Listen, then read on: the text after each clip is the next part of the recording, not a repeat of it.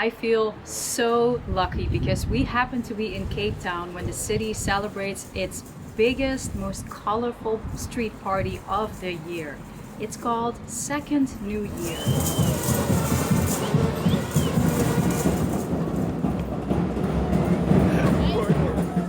It's a tradition that was started by the very people that historically weren't allowed to celebrate New Year's on the 1st of January. So Cape Town is the only place in the world where this is celebrated in this way. We are expecting tens of thousands of spectators, and we're going to find out what it's like to be among them.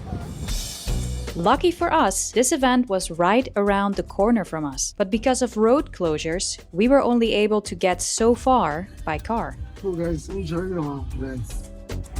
I hear some music. We're getting close. We crossed the street where the infamous parade would take place and were surprised to see that it was still empty. But the sidewalks were already full of people waiting for the spectacle to start. Many of whom arrived here in the early hours to get a good spot at the fence. And it didn't take long before we spotted some of the first participants of the carnival, dressed in beautifully shiny outfits, and their performances tell a centuries-old story. The Second New Year Carnival, or Tweede Nuwe Jaar in Afrikaans, is one of the longest surviving traditions in Cape Town that dates back to South Africa's painful past of colonial rule. When Cape Town was ruled by the Dutch East India Company in the 16 and 1700s, the Dutch brought tens of thousands of enslaved people from East Africa, Madagascar, India, and Southeast Asia.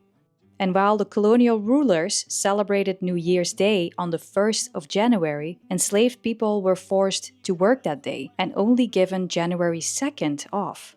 So January 2nd became a special day for enslaved people in Cape Town because it was one of the few occasions they were allowed to gather, dress up, sing, dance, and enjoy festive music.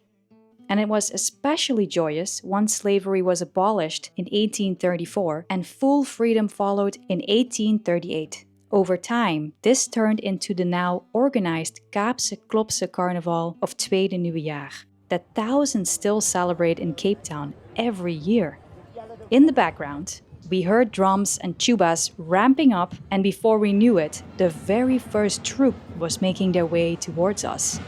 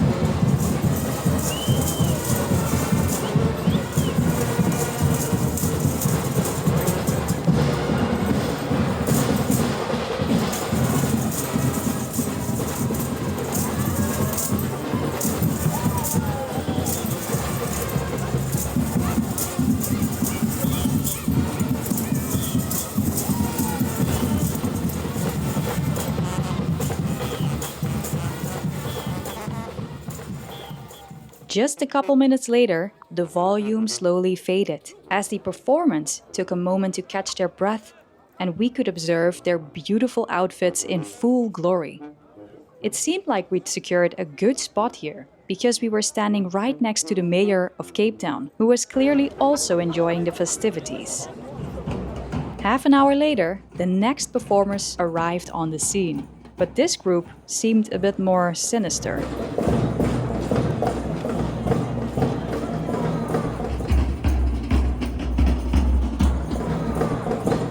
The Atchas, as the man next to me explained, are a special group of masked, devilish-looking performers who surprise and spook the crowd.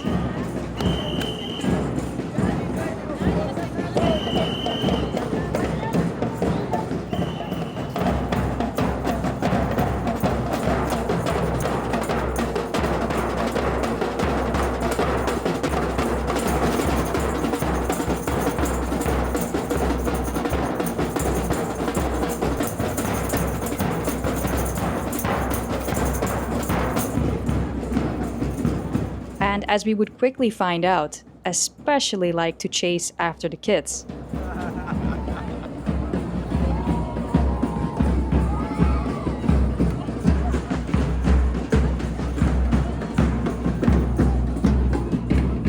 We may think of them as next-level Halloween characters appearing in a parade, scary, playful, and part of a centuries-old celebration of resilience and fun.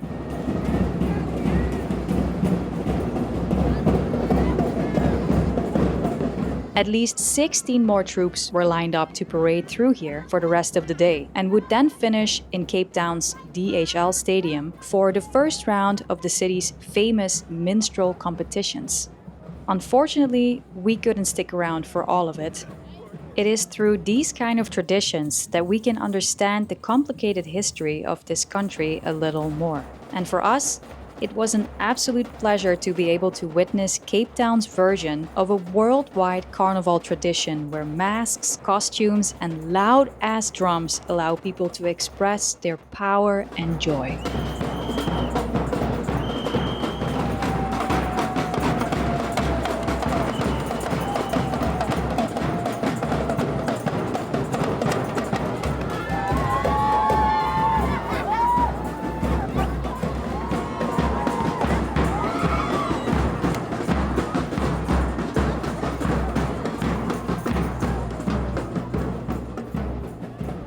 That was so freaking cool. I just love these big marching bands with the big drums. It's so loud, you just feel all the vibrations going through your body. Don't you think? Yeah. I love that. We just walked up from the main road and the troops are going to be marching the whole day, but we have some obligations at home to which we have to return for now, unfortunately. But this was a nice taste.